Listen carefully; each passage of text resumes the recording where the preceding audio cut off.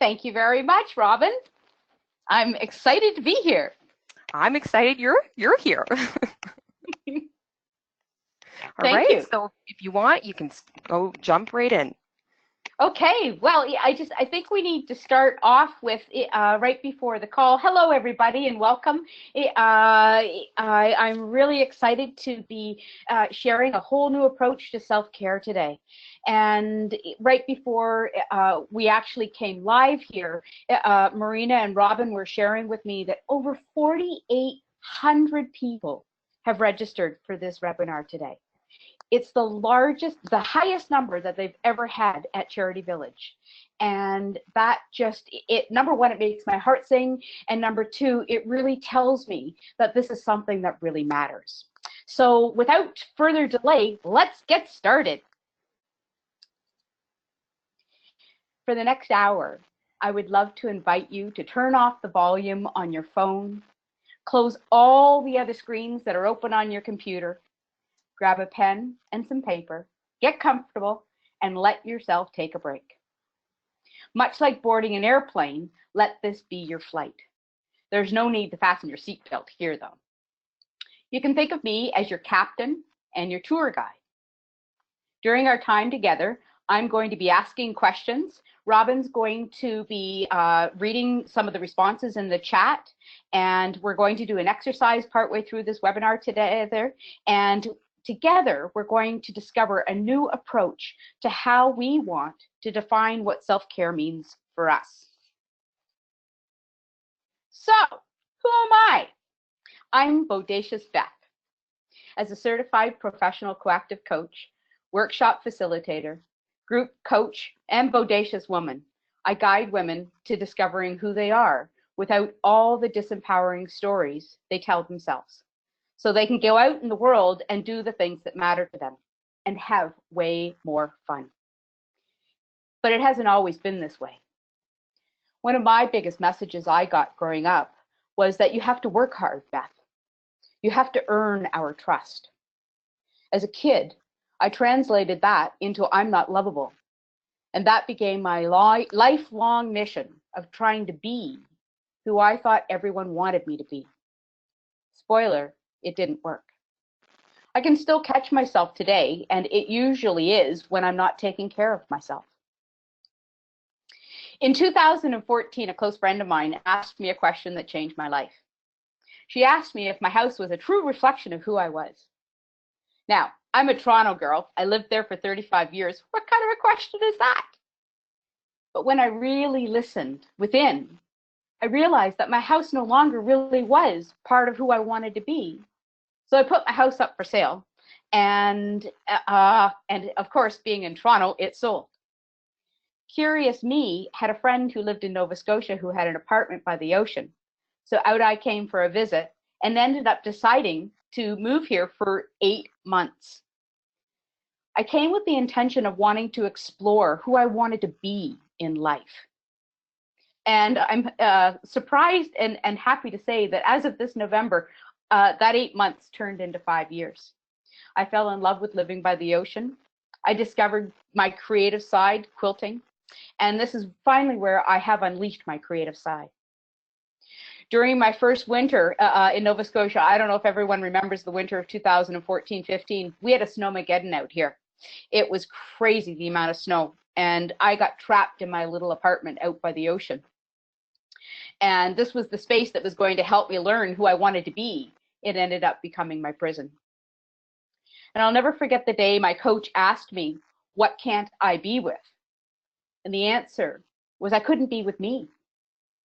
I'd spent my life trying to be who I thought I needed to be in order to be successful, to be liked, to be respected. But I did it all at the cost of my own well-being. My experience in the not-for-profit has been on the financial side, managing the books for quite a few different organizations over the years. I've seen firsthand the impact of how the lack of funding hurts what matters to us most. The sacrificing of hours, the lack of resources, and everything for the sake of the cause. Again, often at the expense of our own health and well-being. Eleanor Brown says it best. Rest and self-care are so important. When you take the time to replenish your spirit, It allows you to serve from the overflow. You cannot serve from an empty vessel. So here's how we're going to approach self-care during our time together today. We're going to have fun. This isn't going to be your typical self-care talk where I'm going to tell you that all you need to do is meditate and say Om Shanti Shanti Shanti, I think it's 3 times, or sleep for 2 more hours a night. I know that you already know all about that kind of self-care. What I want for you to get out of this webinar is to experience the power of curiosity. We have the most fun when we're doing what we love. Working in the not-for-profit sector for most wasn't a choice. It was a calling to something that deeply matters to each one of us. And since we spend most of our waking hours working, I think it's fair to say that spending all that time working has a huge impact on determining the quality of our life. As you listen and participate today, get curious as you consider why you do what you do. So let's get started. First question, I would love to know, and here's where you can use the chat. Robin's going to take some of your feedback as to how you define self-care. What is self-care for you? So everyone go ahead and add it to the question box, and then I'll get to some of yours and read them to Beth. Perfect. Thanks, Robin. So Google, which is a verb and a noun and something that we do with everything, I thought I would ask Google as I was getting ready for this webinar, what Google has to say about self-care. Google says it's the practice of taking an active role in protecting one's own well-being and happiness. I love that. It's like we have to protect ourselves in our lives for the sake of whatever it is that we're doing. 3 years ago, I conducted a survey with 100 women, and over 80% of the women that responded, the number one thing that they wanted more of was self-care. That was over creativity, it was over abundance, it was over freedom, it was over laughter, it was over love, joy, everything. The thing that they wanted the most was more self-care. What's the responses like, Robin? Oh, wow, you guys are amazing. They're just flooding the chat box here. So everything from going to the dog park, exercising. Another great one is saying no, not always saying yes, which I think is just absolutely fantastic. That's something I try to work on. Knowing when to pause, regroup, maybe listening to music, washing my car. It's just, maybe taking care of your spirituality, focusing on that more. There's just so many of these. These are fantastic. Do you want me to read more, Beth? Well, I really want to highlight the saying no. Mm-hmm. Because I think it really pertains to being a not-for-profit, because when we see the kids that aren't getting the funding for the programs that we're trying to offer them to give them a better quality of life, I'm just using that as one example, and we're doing that at the expense of our own family and our own downtime, we really do have to learn how to say no. And so I really love that one, and I love the going to the dog park and the spirituality and wow. Okay, let's give you a few more before we move on. All right, so boundaries is one. Self-awareness. Sometimes you just need to binge eat on snacks. Time with family. Just listening to your body and what it's telling you. Do you need more sleep? Exercise? Yeah. So those are some great ones. Love that. Binge eating on snacks. My binge eating, well, it is peanut M&Ms. Oh, mine's pasta. Yeah, I have a love affair with M&M's peanuts. Anyways, we shall continue. Oops, hold on. Okay, I'm I had to multitask there. That was a little reveal. In order to define really what self-care means for us, we actually have to go back to the beginning, to the foundation of who we are. I like to say who we be. And if you go back to how I introduced myself, part of my life was like not knowing who I wanted to be in the world, and that really impacted how I took care of myself. So it all begins with our why, our purpose. Purpose gives you a reason to get out of bed in the morning, regardless of what's happening in your life. So, and there are thousands of resources out there on the topic of purpose. I like Simon Sinek. Start with why. Our why is our purpose, what we believe. I highly recommend listening to his TED Talk. If you Google "Start with Why" Simon Sinek, it'll bring it up, and it'll explain this whole golden circle. I'm just curious, do any of you on the call today have a clear picture of what that purpose is? I'd love to hear a couple of you share if you know what your purpose is. And while we're waiting for some of those responses to come in, I shall flip to the next slide. Did we get any responses, Robin?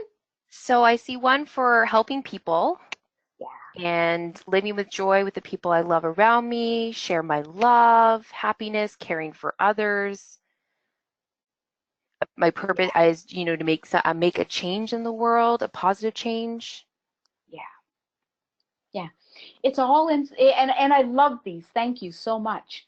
And I see that it's the love for wanting to serve in whatever manner that is. And in order to be able to fulfill that dream and that purpose, we have to take care of ourselves. And so what I want to do today is do a little bit of an exercise. And this really is the abbreviated format of finding out what our why is. We only have a certain amount of time, so this is the best way just to kind of get a glimpse into what that purpose is. And so grab your pen and paper. I spent much of my life believing that I had to be and do things in order to find that happiness. I became so fixated on living other people's dreams that I never took the time to ask myself what my dreams were. And the result was doing a whole lot of what I didn't like, but I did it anyways. So it's no wonder I lost my passion. And I had to end up dealing with stress and burnout and depression. This exercise is a great introduction to naming what matters to you. And so what I'd love for you to do is, on your piece of paper, is to get 3 columns. And on the top of one, put the word be, then do, then have in the other 2 columns. To get you started, I'm going to share what a few of mine were. When we think of the being, we think of 3 qualities that describe who you want to be. So my examples and who I want to be are playful, free, curious, creative, trusting, compassionate. In the doing, 3 things I want to do: play the piano, laugh, lead women's groups, travel to Africa.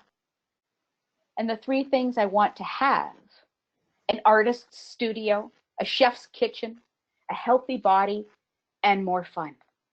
So what I would love for each of you to do is to write down at least 3 in each one of your columns. And as you have 3 in the be, do, have, I'd love for you to then share them in the chat box to Robin. And I'm going to have Robin read out a few, just so that we can actually get just the response from what people are saying. And while we're waiting for people to respond, Robin, I'm kind of curious. I'm going to put you right on the spot here.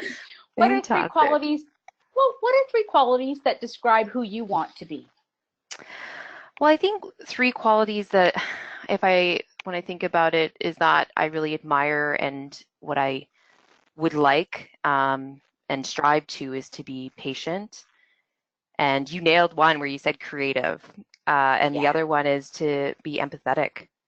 That's a beautiful one. I love that one. Yeah. Yeah. Yeah.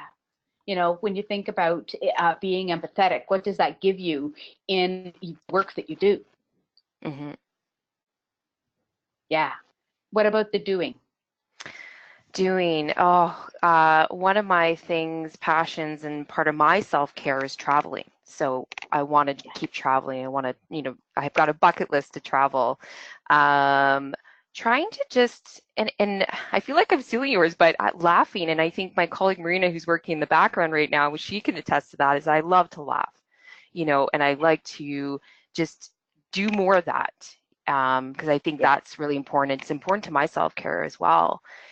And I think the other is I want to do volunteering, with being with Charity Village, and we do have a huge volunteer board, and that's something I manage. And I look at myself or think to myself, you know what? These are some of these listings I want to look through more, and I want to volunteer because I haven't done that in a really long time. Yeah. And that goes hand in hand with self-care. And I think with a lot of us that we can relate to is that caring and caring for others, or doing something not for really ourselves per se. I mean, it is to a point, but doing for others. Right, right. Yeah, yeah. Thank you. And how are we doing on the responses? Have we got some Oh, people they're coming just in? flooding in now. So Let's go. let me just open this up, and people and everyone just bear with me here just because when they're coming in so fast, they just keep Um, scrolling up, scrolling up. So for a B, it's curious, centered, and wise. One that's for a do is help less privileged in developing countries. Another one for a do is to travel, learn a new language. Oh, that's really good too. yes. Relax. Uh, for have fun, healthy life, love more, maybe have your own home or maybe animals. Be more compassionate, creative, proactive. Another is excited, interested, being, maybe more fun loving. Another have is agree with the chef's kitchen, enough money for retirement, and just fun. Yes, more Yes, fun. yeah. I love that. Oh my gosh, I've got goosebumps. Thank you, everyone. I like, wow. Thank you. Why we've done this is because so I got ahead of myself for a second there. What I would love for each one of you is to take a look at the essence of everything that you've written down on your paper, because here's where we're going. As you're looking at the words of your being, your doing, and your having, just as Robin so beautifully shared some of that feedback that you're giving, how does it make you feel? Like I said, it gives me goosebumps and it just makes my heart sing. And it's the thing that's lighting me up in this moment. So, and for the purpose of today, I would love for you to, see if you can find a word that can sum up the essence of your be, do, have. And while you're kind of taking a look at it, I'm going to share mine. And I don't think it'll be any surprise to anybody, but my word, my why, is bodacious. It's what sums up what I shared at the beginning of the exercise and so much more. So much so that I created a manifesto to live by. And it's on my website if anyone wants to go. It's free. You can download it. Please go and get it. And what I love about my manifesto is that it reminds me of how I want to show up in the world and what lights me up. And that drives my purpose in my work. And I'll just share two of the lines of my manifesto. Embrace where you are in every minute. Be wildly curious and don't forget to play. Embrace your creativity. It's magical. And there's a few more, but I want to hear from you. I want to hear what your why words are. Robin, have you got one to share to kick us off? Well, actually, someone had put this in the chat box, and I thought that sort of and again, not trying to, take from somebody else's, but I think when I look at my own list and what summarizes mine is connection. Yes. Yes. Yeah. Connection maybe to the environment, maybe connection to people, connection to culture. I mean, there's so many things. Yeah. Yeah. Well, and I just on the list of values, that is one of my top values, because when we give ourselves the gift of connecting to ourself, to who we be and what matters to us, it gives us the gift to be able to connect to others, to the environment, to what matters in the world, so that we can actually be, you know, as Gandhi says, be that change that you wish to be in the world. So I love that that's what's kicking off our why words. What are some of the other why words? Oh, there's a lot of great ones. There's fulfillment, alive, Oh, joyful, engagement, empowerment, belonging, love, wisdom, serenity. Oh, you guys, honestly, you guys are just giving all yeah. these amazing ones. Uh, Mindfulness, there's just so many.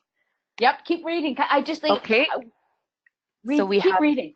free will, passion, vitality, curious, human, serendipity, Ooh, I love that one.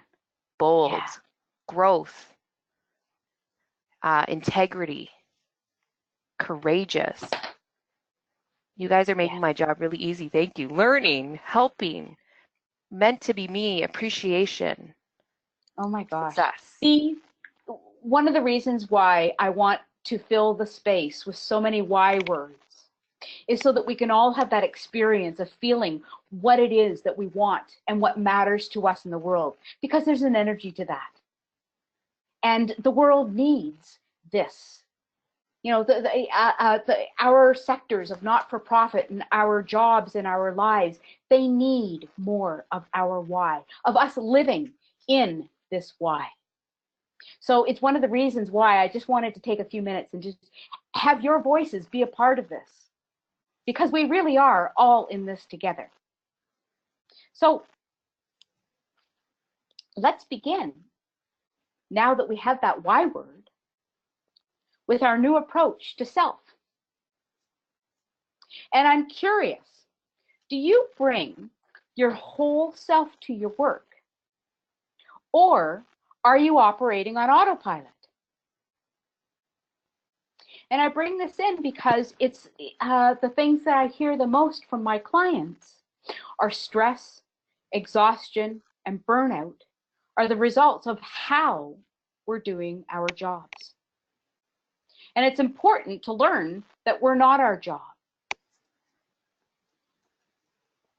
And the number one way that we sabotage our well-being, and I kind of laughed at the beginning of the webinar because I actually gave it away, and that's multitasking.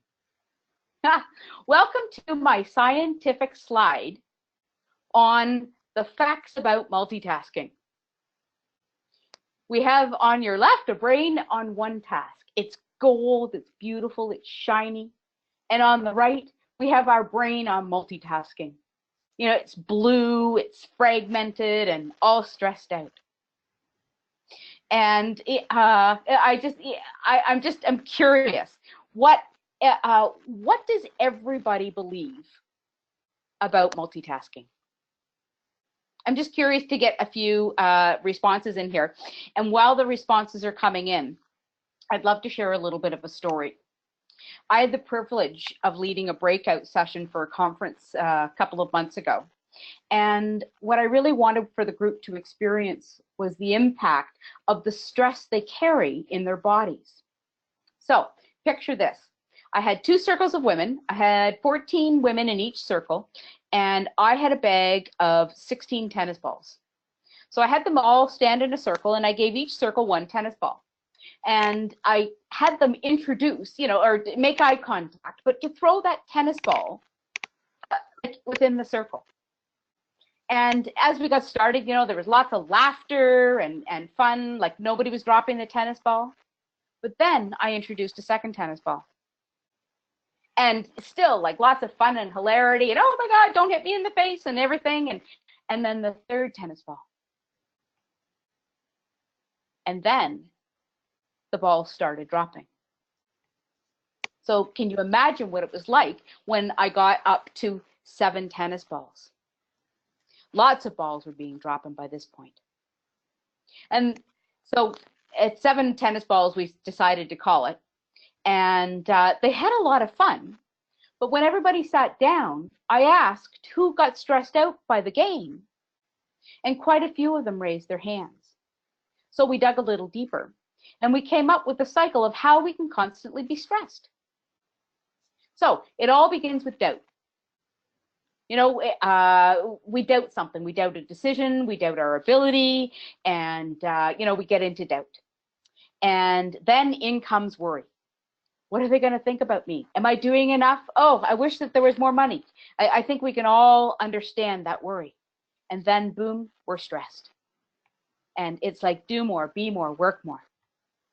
And my good friend, Bob Newhart, has the greatest advice. When we're done this webinar this afternoon, go to YouTube and Google, stop it. Because the best thing to do with multitasking, really, is to stop it. And I really like the way Bob gives advice. So, Robin, I'd love to hear what's happening in the chat with regards to multitasking. We've got a lot of great responses again, of course. You guys are fantastic. So a lot of ones that there was quite a few that said it's ineffective. And then others had thought they feel it's more productive, that they can get more done. Then some said it's stressful. Others were saying it makes life less stressful. One person said it kills creativity and aliveness. And some others said, I don't know if it's really possible to multitask. It can be challenging. And one that too I really liked and I never thought about it this way was it can be exhausting. Yes, so exhausting. Mm-hmm. Yeah. And there are people that it does come naturally to. To be able to juggle more than one things, and yay for them. And it's not for everybody. And it's interesting. I was in a meeting recently. I'm doing some financial work for a not-for-profit in Nova Scotia, and one of the things that the executive director, questions that she asked me was, are you good at multitasking? And it's part of the job requirement that they ask for people to apply. And my response was, well, I'm great at meeting deadlines when they need to be done, and I never do miss one. But I don't do my work in a way of multitasking. I pick the priority and that of what needs to get done next. And I focus on that and I get it done, and then I move on to the next thing and reassess. And it really gave her, she just kind of went, oh, I never thought about it that way. And so I just wanted to bring that up. Is there any questions or anything like that that's happening in the chat box? Well, there's a lot of, there's still a lot of great answers, actually. I wanted to read out one. Which I thought was really great, is if we're multitasking, how can we be mindful? Which is a really great question. Yeah. And go ahead. I just say, actually, I'd love to answer that one. If we're multitasking, how can we be mindful? And I think, and I'm not sure that the two can go together. In my experience, and for those that are the multitaskers, maybe this is the time for them to chime in. And what I'm thinking of is somebody that's juggling. If I've got those bowling, what do you call them, those bowling pins, and I'm juggling, what I'm concentrating on is holding all those bowling pins up in the air. I'm not, and it's kind of hard to focus on my ankle that is, maybe hurting or feeling strain because I'm concentrating so much and holding all these pins up in the air. And so I'm not sure that the two can go together. I do have to say one comment that made, I know Marina and I laugh, was, and it was hilarious, is multitasking allows me to attend this webinar. Oh my God. So I love that. It's funny because I totally forgot to do this, so I'm going to check in now. How many, and put your, go guilty, yes, whatever, on the call here today, are listening to this webinar while they're checking their emails or looking at Facebook on their phones or checking out Instagram? I'd love to know how many people are multitasking right now. Oh, there is lots of guilty, guilty, guilty. Yes, yes, Yeah. yes. Is there any Yeah. that are, oh, one has nope. Another one Yay. is no, but there's a lot of yeses. Yeah. And Yeah. yeah, Yeah. I get it. And we have wired ourselves to try and take on so much that at the cost of our own well-being. And Beth, so, sorry, I don't mean to cut you off too. yeah. Is there was someone that wanted to know the name, actually there was a couple people, the name of the person that does the Stop It video? Oh, it's Bob Newhart. Bob Newhart. Okay, thank you.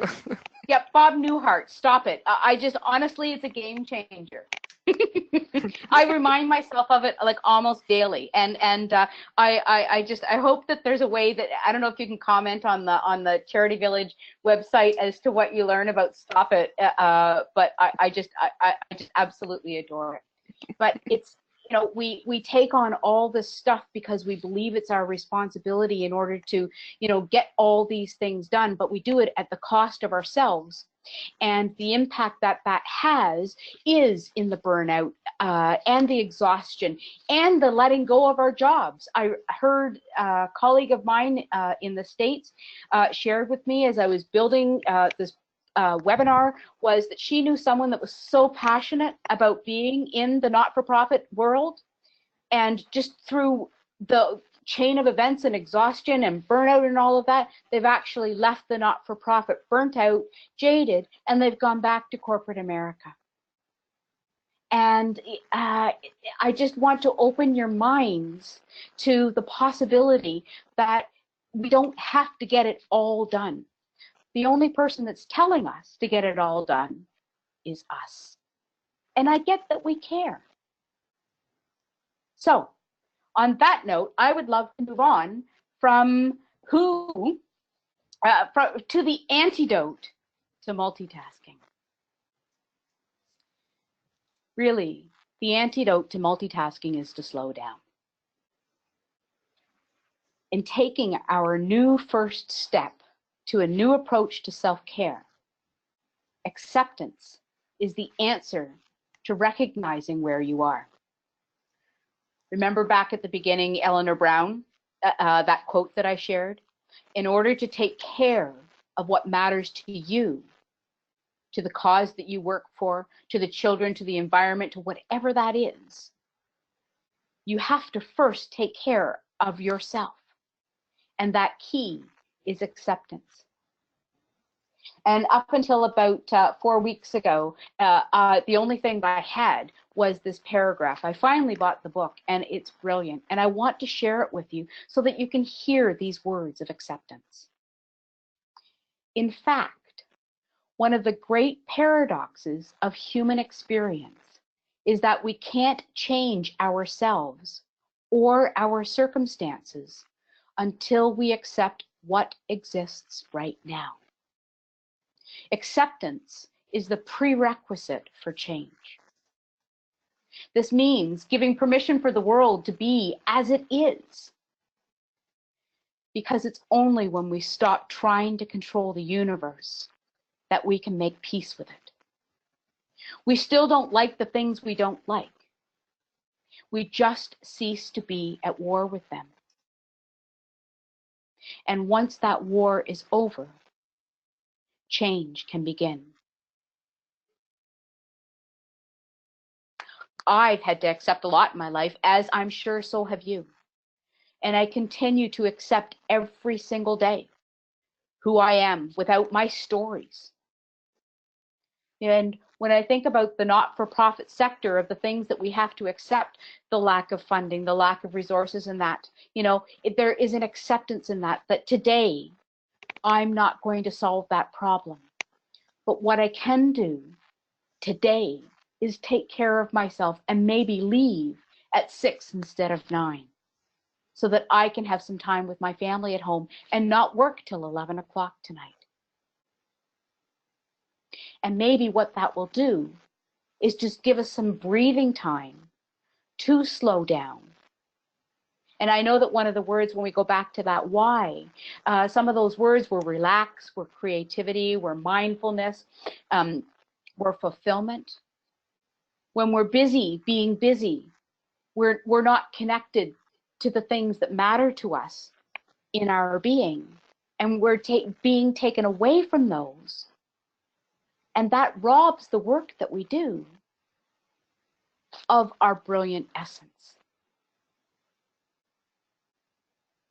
Beth, I have a really great question, actually. It's that came in that says, what if acceptance feels really stressful? Yeah. Well, acceptance is going to feel stressful for a little while. You know, I'll share a little bit of a personal story and something that was really hard for me to accept. I get dry mouth even now. 5 years ago, before I moved to Nova Scotia, I got diagnosed with type 2 diabetes. And I'm the one responsible for the way that I ate. It was those chocolate peanut M&Ms that really caused that diagnosis.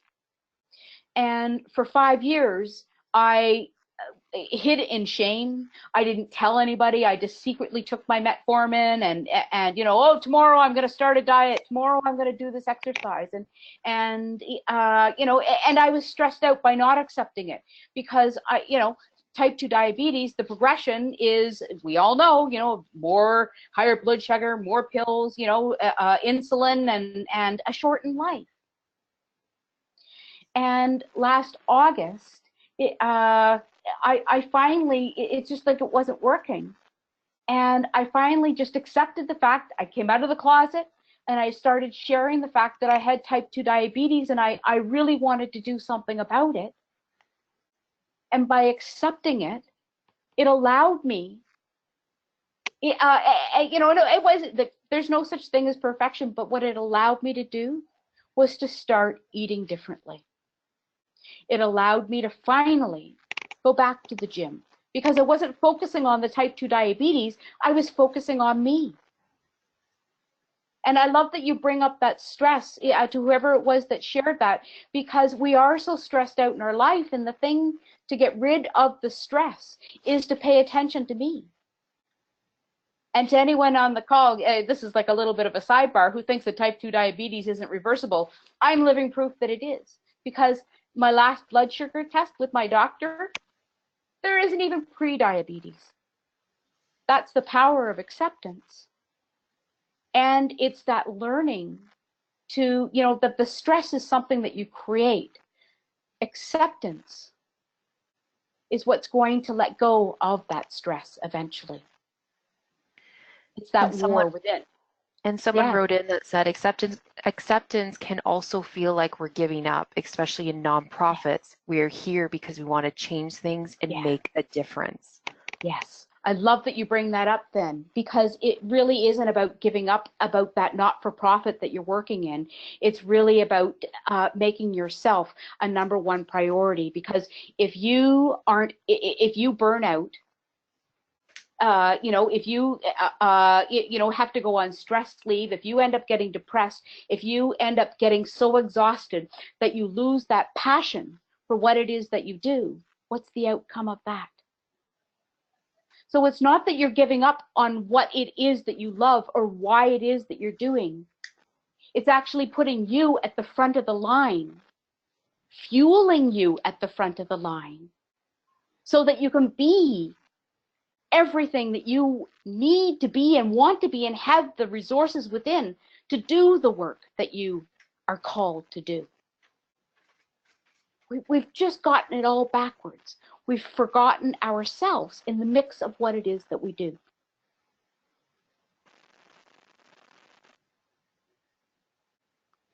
I'd love to hear what else is in the space. Yeah, I've got some more questions. So one of them is, you know, all of this is wonderful, but in practical terms, what do I do? Yay. So, you know, I'm 56 years old and I'm still learning.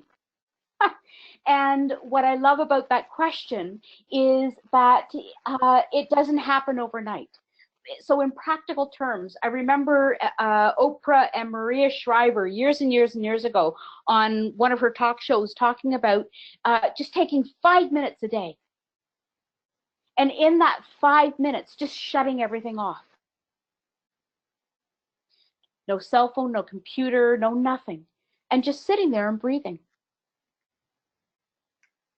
That's a way to begin in practical terms. You know, I had a client who worked in not-for-profit, and I think she averaged leaving the office at about 8 o'clock every night, Monday to Friday. And you could find her in on Sundays too. And so I challenged her to take a weekend off. And she did. And she was so stressed out about it because this report that needed to get done wasn't going to get done. But she agreed to do it, and she did it. And when we had our call the weekend after she did, she said she got more done in the Monday morning than she did the whole prior weekend, the whole prior week at work, because she had given time to herself. That's wonderful. Yeah. I have another one that came in. Is so how does this sort of exercise evolve over time? Can it be for the next 5 years? What are your thoughts on that? Well, yeah, this is for the rest of your life. You are this, this beautiful body, having, this life, and that self-care. It's like making that declaration. It's just like, that I come first. Because if I take care of myself, it's going to allow me to take care of my partner, my husband, my children, my pets, my family, my community, my cause, wherever it is that I work. It's almost, I like to think of self-care or any self-awareness, self-actualization, like going to the gym. It's like we have great intentions, we pack our clothes, we go to the gym, and we look at the dumbbells on that rack, and if we're going to do some bicep curls, we don't go for the 25-pound dumbbells. We start with the 5s. And, we pick up those 5s and we learn to get comfortable with those 5s. And then when we get comfortable with those 5s, then we progress up to the 8s. I didn't have the time to bring in expectations today because we do only have an hour, but the expectations that we place on ourselves are, and I'll be at the front of the line for this one, are so unreasonable that it's no wonder we're burning out and we're stressed out. Because, we expect, the jobs of 20 to be put out by us alone. And nobody benefits by that, let alone the causes and the sector of not-for-profit that you work in. So it's almost, and I go back to that superpower of curiosity. It's like, bringing in that why word that, that we've all shared today. And that's just the abbreviated version of it. But, with that why word, invite curiosity in this moment. And picture what your life could be like if you viewed what you did and the choices that you made through the lens of that why. How much more of yourself can you bring to the work that you do by aligning with what matters? Great. There's another question that came in is, actually there was a few people that asked this, is there such a thing as unhealthy acceptance, accepting things that you shouldn't? Sure. I think the opposite of acceptance is fighting. And so if we're not accepting what is, be that whatever that is in our life, then we're fighting it. And so I'm not sure, to whomever's listening, what you define as something that's unhealthy, but by accepting what is, we do stop fighting. And that does give us the opportunity to slow down and take a look at what is in our world, connect to what matters, and to have a new perspective with which to make the next choice or decision. Great. And another question is, and actually I was thinking about this myself, so who had asked this question earlier, I was thinking the same thing, is it possible to retrain yourself from being a multitasker? And do you have any tips on maybe if you have, maybe someone that helps to hold you accountable, a friend, a coach? What are your thoughts on that? Oh, yeah, there's so much out there on multitasking. Something that I did see when I was doing planning for this webinar was the Eisenhower formula, I think is what they call it. And I know that everyone can relate to a to-do list. We've all got them running around in our heads. Sometimes we get organized and we put them on Trello boards or like papers, and we've got those to-do lists. And really, when we take a look at that to-do list, it's learning how to go, okay, what's the most important thing that needs to get done right now? It's like categorizing them, like this really needs to get done this week. And then picking just one and knowing that on your list, you've got everything else, segmented for whenever you want it to get completed as well. That's that would be one of my best tips. I love having the accountability partners. I love to rip up to-do lists and like start again. I learned a great tool about a year ago from a colleague of mine. She took her inbox, and I think she had been keeping her email for 5 years. And so she took a range of dates from 2016 to the end of 2018, and she went select all and delete. It was the most freeing thing she could have done. And why? Because if anything was critical, she knew that whoever was going to get a hold of her would reach out again. Great. I hope that helps. That was excellent. And there's another question that came in, and thanks everyone for your questions. Please keep them coming. Another one is how would you silence the guilty feelings for not doing enough? Do you have any tips on that? Yes. Yeah. My message in life was I'm not enough. And that message has, it's caused me to overwork, overdo, overperform, over everything, overachieve. And the first step to learning to making that change really is, if you go back to and I didn't really get into the reading of the slide, but the first step to making a change is to recognize what it is that we're doing. And when we recognize what's here, and why we, are we performing because we love doing what it is that we're doing, or are we doing it because we believe that we're not doing enough? And when you look at that motivation, in that moment of that recognition of what's motivating you, you have the ability to make a different choice. That's where the coming in to this purpose matters so much, right? It's like, oh, okay, this really isn't something that I want to do, but I want to do it because, I don't want everybody else to think, oh, she's slacking over there and leaving at 6 o'clock. But when you take in and know that you did everything that you wanted to do during the course of the day, it doesn't matter what other people think. What you're really doing is being a leader and showing by example that you matter too, and you matter in your work. So it's reframing it. Recognize it.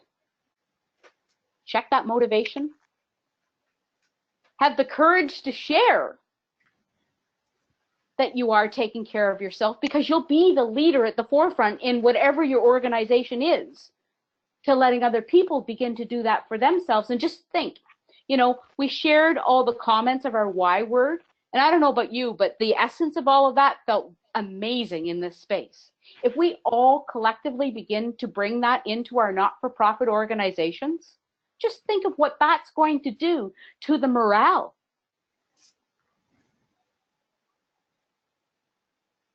That would be my response. I think it was a little long.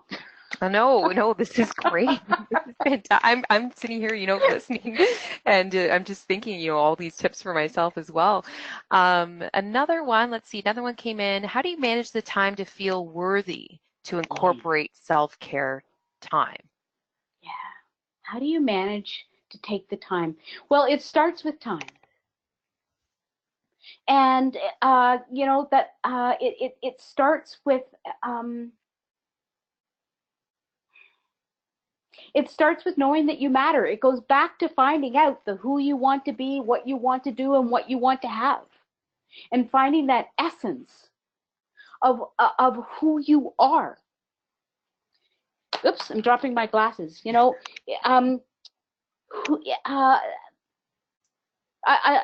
this is what I believe. It's like, who do I need to be in the world in order to do what I'm meant to do? And so if I think about who I need to be, part of that is knowing that I have a voice, and my voice matters, and I'm worthy to the thing that I'm passionate about. So it's all connected. You are the you that's in the organization that you work for. And what you care about matters to that organization, to that cause. And that's where that worthiness begins. One person I wrote in said, mine started with taking time to make a cup of tea, literally, and grew from there. Yeah. Oh, I am a huge believer in rituals. Like when I get up in the morning, I actually get up half an hour earlier so that I can have my cup of coffee. I sit in silence, I listen to the birds, I watch the daybreak, and I have cuddles with my cat. And I don't look at my phone. And it really is just a time to just listen to nature. I get to look at the ocean, which I love. And so I get to, you know, be in the ocean, or like, you know, see that. And I really let that be how I set the day. It's a ritual. You know, so I invite you to, you know, create the rituals, like whoever it was that shared that theirs started with a cup of tea. And it really puts things into perspective about starting. It doesn't have to be, you know, a huge, you know, thing that you need to start doing, or a huge amount of time. But it's interesting that it was just that, taking that little bit of time, and it was as simple as a cup of tea, and how, as that person said, it just grew from there. Yes, yes, yes, yeah. So I like, my phone just kind of went off, and it was like, oh my goodness, it's like 2:56. Well, I'm in Halifax. And before we leave, there's one more thing I have for you. And it's an assignment. Actually, it's a mission. Should you choose to accept it. I love those movies. I want you to write your own manifesto. What are the deal breakers you want for your life and your well-being? How do you want to feel? So you can see my website address here. I invite you to go to my website, download my manifesto, and use it as a guide to create your own. You can make it whatever you want. If you want to use Canva and get creative, have fun at it. But it's like, make that manifesto, that thing. Mine sits beside my desk. I actually have one in the kitchen too, because it's like, it's the thing to remind me who I am and what I stand for in my life. And it's the thing I go to when I'm not feeling so great. It's the thing I go to when I start to beat myself up. And so I invite each of you to do that for yourselves. And when you're done, send it to me. I would love to celebrate it with you and share in the manifesto that you create. And with that, are there any other questions? Well, I know we're coming up on time here, and I think we've had so many comments flooding in, Beth, to just thank you for such a wonderful presentation. It has been amazing, and I want to also say thank you to our audience. You all made my job at moderating and having these questions made it a lot easier with your participation, so I really appreciate that. And Beth, this just has been such a helpful discussion about self-care. So again, I just want to thank you for taking the time to do this for us. Oh, thank you. It's been so much fun. Wonderful. So I just want to remind everyone that we will follow up with you via email this afternoon or tomorrow morning with the webinar recording and the slide deck. There will also be a short survey that will take about 5 minutes or less to fill out, and we would really appreciate it if you could do that for us. You'll have the opportunity in the survey to let us know if there are any topics you'd like to see covered in a future session, and we'll also be able to, or I'll make sure, or Marina will make sure that we'll share any feedback that you give with Beth. We'll be taking a little break from webinars for the rest of the summer, but we will be back this fall with a new lineup of sessions. In fact, we have already announced some on our website, and you'll get a link to those in the email we send out with the recording in case you'd like to sign up for those right away. So on that note, I wish you all a wonderful rest of the summer. We look forward to seeing you at future webinars this fall, and have a great rest of the day. Take care. And take care of you. Sorry, I had to put that in there. No, that was perfect. What a lovely way to end the self-care webinar. You take care of you. Yeah. Thank you, Goodbye, Robin, everyone. and thank you, everyone. Bye. Bye.